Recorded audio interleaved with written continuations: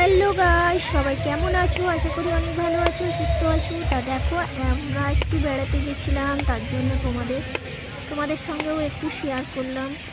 এত সুন্দর ফুলের বাগান, ডালিয়া ডালিয়া, শুধু ডালিয়া, কত রকম ডালিয়া দেখে মন একদম ভরে গেছিল, আর মনে হচ্ছিল না ফিরে আসি বাড়ি।